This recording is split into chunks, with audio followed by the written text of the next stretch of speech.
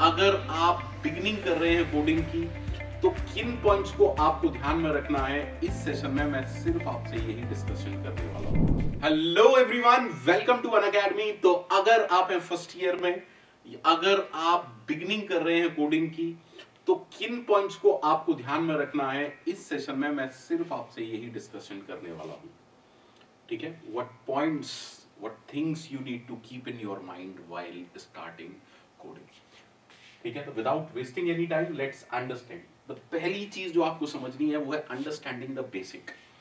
आप चाहे गेट के लिए पढ़ रहे हैं, चाहे आप प्लेसमेंट के लिए पढ़ रहे हैं, चाहे आप कोडिंग के लिए पढ़ रहे हैं, दैट मींस प्रोग्रामिंग लैंग्वेज, या कोई भी सब्जेक्ट पढ़ रहे हैं, सबसे इंपॉर्टेंट होता है बेसिक्स को हैंडल करना, सबसे इंपॉर्टेंट होता है बेसिक्स समझना। बट आज की डेट में इंजीनियरिंग स्टूडेंट की प्रॉब्लम क्या है? बेसिक्स, अरे ये तो इजी है, ये मुझे आता है, और जो टफ है वो मुझे आता नहीं है। So that is the problem कि आप बेसिक्स पर ध्यान ही नहीं देते हैं। अब देखिए, ये कुछ ऐसा है कि आप एक शानदार बिल्डिंग देख रहे हैं, मस्त एकदम चमचमाती, एकदम लग रहा है अरे यार बहुत जबरदस्त बिल्डिंग है। अगले दिन देखा वो बिल्डिंग गिर गई। पता है क्यों? क्योंकि जो उसका फाउंडेशन था, जो उसका बेस था, वही खराब था। और अगर फाउंडेशन खराब है तो बिल्डिंग ज्यादा दिन नहीं टिकेगी। सो इंपॉर्टेंट क्या है? इंपॉर्टेंट है बेसिक्स पर फोकस करना, जो कि हम नहीं करते हैं। तो सबसे पहली इंपॉर्टेंट बात है, आपको बेसिक्स पर ध्यान देना पड़ेगा। इसको कुछ इस तरीके से देखिए, that base will handle all the case. तो बेसिक्स बहुत ज्यादा इंपॉर्टेंट है, अटमोस्ट इंपॉर्टेंट है। इंपॉर्टेंस ऑफ फंडामेंटल, है ना। अब बेसिक्स की अगर बात करें तो फंडामेंटल, फाउंडेशनल, दैट मींस अगर आप प्रोग्रामिंग पढ़ रहे हैं, कोई भी सब्जेक्ट पढ़ रहे हैं, जैसे प्रोग्रामिंग का एग्जांपल लूं, सबसे पहले आपको फोकस करना पड़ेगा कि यार लूप्स क्या होते हैं, इफ एल्स क्या होता है ना, कहां इनको यूज करते हैं। सिंटेक्स फैमिलियरिटी, आप चाहे कोई सी भी लैंग्वेज पढ़ रहे हैं, देखिए आराम से समझिएगा, लॉजिक एक प्रॉब्लम को सॉल्व करने का चेंज नहीं होता, लॉजिक चेंज नहीं होता। अगर मैं कहूं कि मैं डेटा स्ट्रक्चर यूजिंग जावा पढ़ रहा हूं या data structure using C plus plus पढ़ रहा हूं, तो एक प्रॉब्लम को सॉल्व करने का लॉजिक तो वही होगा ना, लेकिन जावा का सिंटेक्स अलग होगा, सी प्लस प्लस का सिंटेक्स अलग होगा। भाई लर्निंग अ प्रोग्रामिंग लैंग्वेज, अगर सिर्फ बात करूं कि प्रोग्रामिंग लैंग्वेज, तो उसमें इंपॉर्टेंट क्या है? सिंटेक्स। ठीक है, तो आपको सिंटेक्स के साथ फैमिलियरिटी होनी चाहिए। Okay, second important point, practice. See consistency is the main key. अगर मैं कोडिंग की बात करूं तो coding is all about practice. मैं हमेशा ये कहता हूं, जैसे कच्चा पापड़ पक्का पापड़, कच्चा पापड़ पक्का पापड़, अभी क्या था? This is all about practice. Similarly coming to coding, programming language, ये सब कुछ प्रैक्टिस पर बेस्ड है। और प्रैक्टिस का मतलब ये नहीं कि आपने एक दिन तो 8 घंटे पढ़ाई कर ली और अगले 6 दिन क्या कह रहे हो, आज नहीं पढ़ेंगे यार, हम 8 घंटा पहले ही पढ़ चुके। डोंट डू दिस, ये सबसे बड़ी मिस्टेक है। चाहे आप 1 घंटा ही निकालें, मैं नहीं कह रहा कि आप 4 घंटे डेली दो, आप एक लिमिटेड टाइम दे सकते हैं, है ना, क्योंकि आपको अपने कॉलेज का भी पढ़ना होगा। तो वेदर 1 आवर और 1.5 आवर्स डेली, उतना टाइम जरूर निकालिए, एक फिक्स टाइम डेली आपको देना ही देना है कोडिंग को, फिक्स टाइम। अभी तो मैं कह रहा हूं फिक्स टाइम, बट जब कोडिंग एक एडिक्शन बन जाता है तो वो फिक्स टाइम हो नहीं पाता। बट एटलीस्ट ट्राई, क्योंकि जब आप बिगिनर फेज में हैं तो एटलीस्ट एक स्पेसिफिक टाइम जरूर दीजिए, एक मिनिमम टाइम जरूर दीजिए आप कोडिंग को, प्रोग्रामिंग लैंग्वेज को, जो भी आप लर्न कर रहे हैं उसको। ठीक है, सो consistency is the key. Start small. देखिए, जब हम शुरुआती फेज में होते हैं ना, तो इंपॉर्टेंट होता है कॉन्फिडेंस गेन करना। होता क्या है, मैं आपको फैक्ट बताता हूँ, जब आप थर्ड ईयर में आते हैं तो आपको लगता है कि कोडिंग चलो स्टार्ट करते हैं, बट कुछ ही लोग स्टार्ट से एंड कर पाते हैं, बाकी लोग बीच में ही छोड़ देते हैं, क्योंकि कॉन्फिडेंस कहीं ना कहीं लूज हो जाता है। अब जब आप स्मॉल, छोटे टारगेट सेट करते हैं ना, जब आप छोटे टारगेट सेट करते हैं तो होता क्या है, जब वो टारगेट अचीव होते हैं, क्योंकि आपने छोटे टारगेट लिए, स्मॉल टारगेट्स लिए हैं, तो जब वो टारगेट अचीव होते हैं ना, तो हमें बेहद कॉन्फिडेंस आता है। और समटाइम कॉन्फिडेंस बहुत ज्यादा इंपॉर्टेंट होता है, स्पेशली जब मैं कोडिंग की बात करता हूं, क्योंकि कोडिंग का ना बड़ा फोबिया है बच्चों के अंदर। पहली प्रॉब्लम तो ये है उस फोबिया की कि वो थर्ड ईयर में जागते हैं, तब कंपनी विजिट करने वाली होती है, कंपनी आ रही होती है, तो अब उन्हें लगता है कि ओवरनाइट प्रोसेस है, जो कि है नहीं। तो पहला डर तो वहीं से लगना शुरू हो जाता है। दूसरा डर क्या होता है, बिल्कुल ईमानदार बातें बता रहा हूं, दूसरा डर तब लगता है जब बगल वाला आपका कोड कर रहा है, सारे कोड उसके सबमिट हो रहे हैं, और डर आना शुरू हो गया। जबकि आपको डरने की जरूरत ही नहीं है ना। आपका दोस्त है, बगल वाला आपका दोस्त है, आपके डर, आपका जो फोबिया है वो बढ़ने लग गया, यार इससे सॉल्व हो रही है सारी कोडिंग, मैं कभी सीख पाऊंगा या नहीं सीख पाऊंगा, और डिमोटिवेशन आता चला गया। Are you getting? तो समटाइम्स कॉन्फिडेंस गेन करना बहुत इंपॉर्टेंट है। अब वो कैसे आएगा? इनिशियल लेवल पर आप छोटे छोटे टारगेट सेट कीजिए, छोटे छोटे प्रोग्राम्स बनाइए, स्मॉल इजी लेवल के प्रोग्राम बनाइए, कुछ दिन इजी काम कीजिए, उसके बाद थोड़ा सा लेवल अप कीजिए, धीरे धीरे धीरे धीरे कॉम्प्लेक्स प्रॉब्लम्स की तरफ बढ़िए। ठीक है, सो फोकस कीजिएगा इस बात पर, start small. It is always recommended to start with small targets, small easy level codes, and then increase the complexity. अब यहाँ कॉम्प्लेक्सिटी से मतलब एल्गोरिथम वाली कॉम्प्लेक्सिटी नहीं है, लेवल ऑफ द प्रॉब्लम है। ठीक है, देन ब्रेक डाउन प्रॉब्लम। देखिए, अगर आपने 1000 प्रॉब्लम भी सॉल्व कर ली लेकिन आपके पास एक अप्रोच नहीं है, देन वो 1000 प्रॉब्लम का एडवांटेज आपको उतना ज्यादा नहीं मिलेगा। तो प्रॉब्लम सॉल्विंग की अप्रोच डेवलप होना बहुत जरूरी है कि मेरे पास एक नई प्रॉब्लम आती है तो अप्रोच क्या होनी चाहिए उसे सॉल्व करने की, है ना। अगर मेरे पास एक बड़ी प्रॉब्लम है, क्या अप्रोच होनी चाहिए? उसे छोटे पार्ट्स में डिवाइड कीजिए, ब्रेक डाउन द प्रॉब्लम, और उतने पार्ट में जितने आप मैनेज कर सकें, सबसे सही है अप्रोच। अच्छा, अगर यहां पर कहते हैं कि मोर मैनेजेबल पार्ट्स, ठीक है, मतलब स्मॉलर पार्ट में आप मैनेजेबल बनाइए। Then pseudo code, writing pseudo codes to outline approach before jumping into coding. यहां पर दो तीन चीजें हैं जो समझनी है आपको। ज्यादातर बच्चों को क्या कहूं, डाउट होता है logic building, logic building. Logic building अगर आपको करनी है ना तो the best method is pen और कॉपी लेके बैठिए, सूडो कोड लिखिए। यहां जो सूडो कोड है उससे मैं बता रहा हूं, मतलब आप पहले उसका लॉजिक लिखिए, डायरेक्टली कोड मत लिखिए। सबसे बढ़िया प्रोसेस है पेन और कॉपी लेके बैठिए, सोचिए, लिखिए प्रॉब्लम को, उसके बाद उसे ड्राई रन कीजिए। जब आपकी ये आदत बन जाएगी ना, बिलीव मी, चीजें इंप्रूव हो जाएंगी, और इसी को हम कहते हैं लॉजिक बिल्डिंग। ठीक है, तो आपको यहां पर फोकस करना है, बाद में कोड की बात होगी, पहले logic which is programming independent. Okay, don't fear debugging. अब डीबगिंग बहुत ज्यादा इंपॉर्टेंट है ना। तो आपको डीबगिंग को कभी भी परेशान नहीं होना है डीबगिंग से। ठीक है, आप यूज टूल्स एफिशिएंटली, बहुत इफेक्टिवली, बहुत सारे टूल्स हैं, आप उनको यूज कर सकते हैं।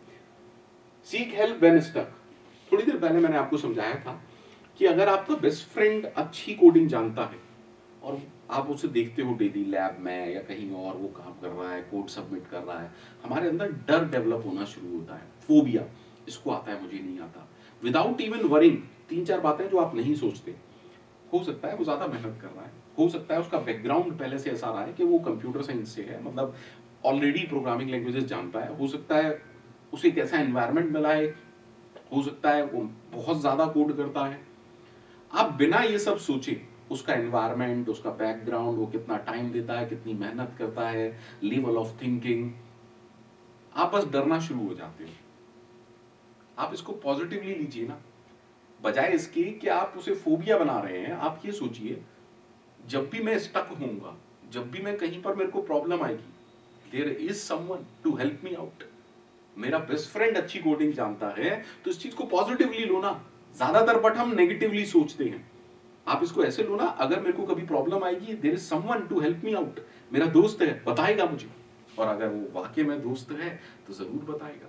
ठीक है, चलिए, मैं कहता हूं दोस्त भी नहीं है, कम्युनिटी रिसोर्सेज डिफरेंट। आज की डेट में तो इतनी ऑनलाइन कम्युनिटीज हैं, फॉरम्स हैं, मेंटर्स हैं कि आपको जब भी स्टक होगे प्रॉब्लम आने ही नहीं है। Learning from others, encourage learning by reviewing code written by others. ये भी एक तरह की लर्निंग है, बहुत इंपॉर्टेंट लर्निंग है। अच्छा, जब रिसोर्सेज की बात आती है ना, तो आज की एनवायरनमेंट में रिसोर्सेज की कमी नहीं है, यूट्यूब पूरा भरा हुआ है। देयर आर प्लेटफॉर्म्स लाइक, है ना, अगर मैं बात करूं, बहुत अच्छे अच्छे ऐसे प्लेटफॉर्म हैं जहां पर आप बहुत अच्छी लर्निंग कर सकते हैं। कमी लर्निंग के रिसोर्सेज की नहीं है, कमी है हमारे अंदर। हम किसी भी रिसोर्स को स्टार्ट से एंड तक नहीं फॉलो करते। ईमानदारी से रिप्लाई करिएगा जब भी ये वीडियो देख रहे हो। हम कभी भी, चाहे वो एक अच्छी बुक हो, मान लीजिए मैं किसी की अच्छी बुक की बात करता हूं, मैंने कहा यशवंत कनित्कर, स्टैंडर्ड बुक, बहुत अच्छी बुक, सारे लोग जानते हैं, बहुत अच्छी बुक है, पर बच्चा करता क्या है, उसको भी बच्चा अच्छे से नहीं पढ़ पाता। क्यों नहीं पढ़ पाता? क्योंकि वो बीच में से स्टार्ट करते, वो पहले पेज से आखिरी पेज तक पढ़ना ही नहीं चाहते। वो कहीं बीच का टॉपिक खोलते हैं, अरे सारी चीज रिलेटेड है भाई, पिछले कॉन्सेप्ट आपने पढ़े नहीं है, आप डायरेक्टली पहुंच गए एरेज एंड पॉइंटर पर, समझ में आएगा क्या? नहीं। तो रिसोर्सेज जो भी आप फॉलो कर रहे हो उसे स्टार्ट से एंड तक फॉलो करो, ठीक है। सेकंड इंपॉर्टेंट बात, सिर्फ अगर आप कोई यूट्यूब वीडियोस देख रहे हो, मान लो आप मेरी ही प्लेलिस्ट देख रहे हो, तो सिर्फ वीडियोस देख के काम नहीं चलेगा। अगर आप वीडियोस देख रहे हो, वीडियोस देख के इंप्लीमेंट करने की आदत डालिए, कोड लिखने की आदत डालिए, अगर कोडिंग पर फोकस कर रहे हैं तो, है ना। ज्यादातर होता क्या है कि हम वीडियोस देखते रहते हैं। मान लीजिए मैं डीएसए की बात करूं, हमने क्या किया, एक प्लेलिस्ट निकाली जिसमें कम से कम 40 वीडियोस है। अब 15-20 दिन तक हम पढ़ ही रहे हैं, वीडियोस देख रहे हैं, कुछ नहीं होगा। आप एक लेवल पर आके आप बोरियत महसूस करेंगे, क्योंकि आप कुछ कर ही नहीं रहे। आपने पढ़ाई की, उसके बाद सोचेंगे कि चलो अब कोडिंग स्टार्ट करते हैं, वो किसी काम की नहीं है, ठीक है। तो फोकस कीजिए, बिल्ड रियल प्रोजेक्ट्स। हमने एक प्रोग्रामिंग लैंग्वेज सीख ली, दैट मीन्स मैं अलग अलग तो जानता हूं कि लूप कहां यूज होगा, ये कॉन्सेप्ट कहां यूज होगा, ये किधर यूज होगा, लेकिन जब हम एक रियल टाइम प्रोजेक्ट बनाते हैं, एक रियल प्रोजेक्ट बनाते हैं, तब हमें चीजें समझ में आती है कि इंटीग्रेटेडली वो कैसे यूज होती हैं। That is why again it is also important to build real projects. Again कई बार हमें शोकेसिंग के लिए क्या करना चाहिए, पोर्टफोलियो डिजाइन करना चाहिए। Okay, next, develop a problem solving mindset. ये मैं पहले ही कह चुका हूं कि अगर if you want to be good in programming, just think like a compiler. क्योंकि अगर आप इस तरीके से सोचोगे कि कैसे एरर आएगा, अब ये स्टार्टिंग लेवल बिगिनर्स के लिए ही मैं बात कर रहा हूं, थिंक लाइक अ कंपाइलर। ऐसा सोचो, कंपाइलर क्या सोचेगा, कंपाइलर कैसे काम करेगा, then you will become very good in programming language. Focus on data structure and algorithm. Of course, we know कि without data structure and algorithm, computer science graduate is just like के मछली पानी के बिना। तो ये तो हमें बहुत ज्यादा फोकस करना ही है। एल्गोरिथम क्यों फोकस करना है? देखिए, प्रोग्रामिंग लैंग्वेज आपको पावर देती है कि कोड लिखने की, लेकिन एल्गोरिथम आपको ये बताता है एफिशिएंट कोड लिखना। So there is a difference. सिर्फ कोड लिखना इंपॉर्टेंट नहीं है। आप एक ऐसा कोड लिख रहे हो जो जब रन करा रहे हैं 2 घंटे 3 घंटे में आउटपुट दे रहा है, ये बेकार का कोड है फिर। Are you getting? Algorithmically सोचना पड़ेगा। That's why data structure and algorithm is important. Have patience and persistence. Again, देखिए कोडिंग जो है ना वो कोई ओवरनाइट प्रोसेस नहीं है, मतलब मंथ्स लगते हैं। ये अलग बात है, कोई कह रहा है कि वन शॉट है ना, एक दिन में प्रिपरेशन करा देते हैं प्लेसमेंट की, 7 दिन में प्रिपरेशन करा देते हैं प्लेसमेंट की, है ना। वो भी अपनी जगह ठीक है, लेकिन उनके कुछ प्री रिक्विजिट है, ठीक है। बट कोडिंग कोई भी ओवरनाइट प्रोसेस नहीं है कि एक दिन में हो जाएगा, या तब से स्टार्ट करेंगे तो 1 महीने में हो जाएगा। If you are a beginner, patience रखिए, कोई ओवरनाइट प्रोसेस नहीं है। सीखने के लिए पढ़िए, और जब आप नॉलेज सीखने के लिए लेते हैं ना, जब आप नॉलेज गेन करते हैं, नॉलेज कभी भी वेस्ट नहीं जाती है। Have patience. मैं हमेशा यहाँ पर एक चीज बोलता हूं कि कोई भी चीज एक साथ नहीं होगी, जब उसका सही टाइम आएगा तभी होगी, है ना। धीरे धीरे रे मना, धीरे सब कछु होए, माली सींचे 100 घड़ा, ऋतु आए तब फल होए। ऐसा नहीं है कि आप नर्सरी से एक पौधा लाए और ये सोचें कि उसमें 100 घड़े पानी डाल दूं तो वो पौधे से पेड़ बन जाएगा। नहीं, पौधे से पेड़ बनने के लिए उसे टाइम लगेगा, है ना। तो ऐसा नहीं है कि एक ही दिन में सारा पानी दे दें और, है ना, नहीं, ऐसा नहीं होगा। तो पेशेंस रखिए, ये काम बहुत ज्यादा पेशेंस का है। It's not an overnight process. B patience with your progress.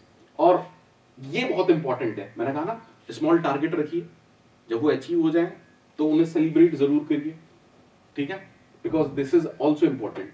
Solve problem pattern wise. अब हम बिगिनर से थोड़ा सा आगे बढ़ गए, मैं बात कर रहा हूं डीएसए की, या अगर बिगिनर की भी बात करूं, जैसे पैटर्न प्रिंटिंग होते हैं, फॉर लूप्स के जो पैटर्न प्रिंटिंग होते हैं। अगर डीएसए की बात करूं, आज की डेट में जो डीएसए की हम बात करते हैं, कॉम्पिटिटिव कोडिंग की बात करते हैं, कोडिंग राउंड्स की बात करते हैं, एक एवरेज 14 to 16 पैटर्न्स हैं जो कि आपको आने ही आने चाहिए। जैसे मैंने कहा स्लाइडिंग विंडो, जैसे मैंने कहा 2 पॉइंटर अप्रोच, प्लीज अंडरस्टैंड, जैसे मैंने कहा प्री कंप्यूटेशन वाला पार्ट, जैसे मैंने कहा डायनेमिक प्रोग्रामिंग। तो ये कुछ पर्टिकुलर सेट पैटर्न्स हैं, पहले इनको हमें अचीव करना है, ठीक है।